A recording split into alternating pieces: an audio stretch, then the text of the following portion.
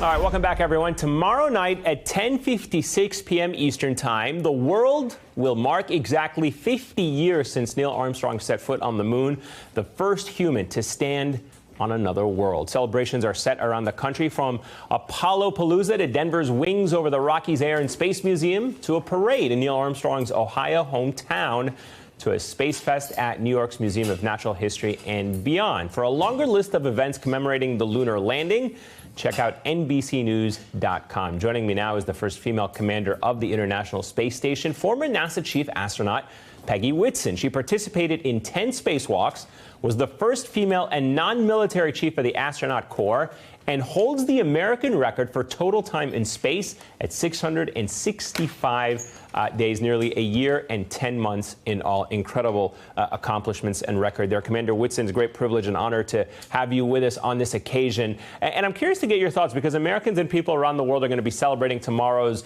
anniversary. How should we look back at this achievement as a country?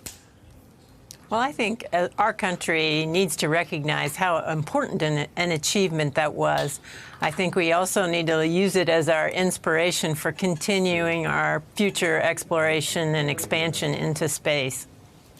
We talked to NASA Administrator Jim Bridenstine yesterday, and you brought up the point of using this as an inspiration for future exploration. He was confident that we would return to the moon by 2024, but there is a new report in the Washington Post that says, quote, the rocket NASA plans to use to get astronauts to the moon has yet to fly, years behind schedule, and it's unclear when it will be ready.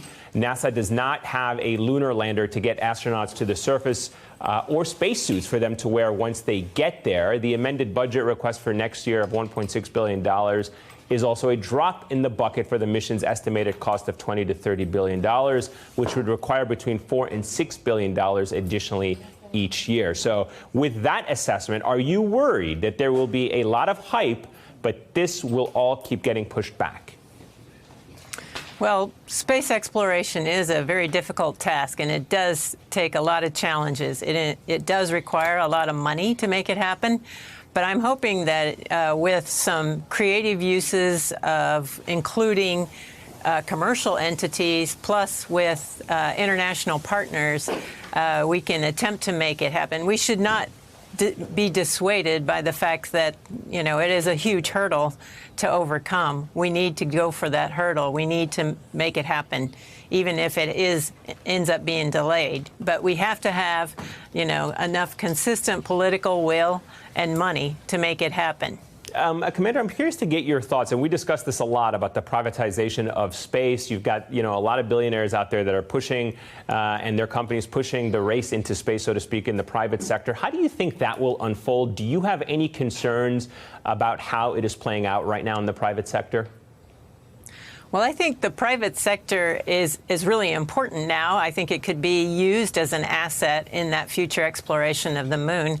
But I think, importantly, we have to build and set up and establish an infrastructure that will make this program sustainable.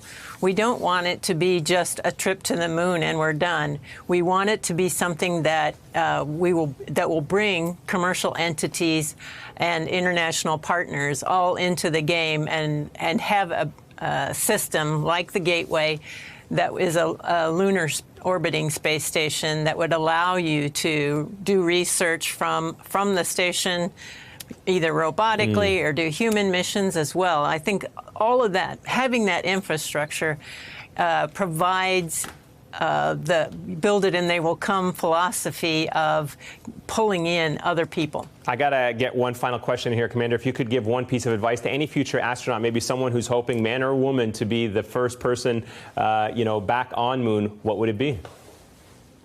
One piece of advice. I think determination is probably the most important thing that enabled me to become an astronaut, and I think you have to be determined.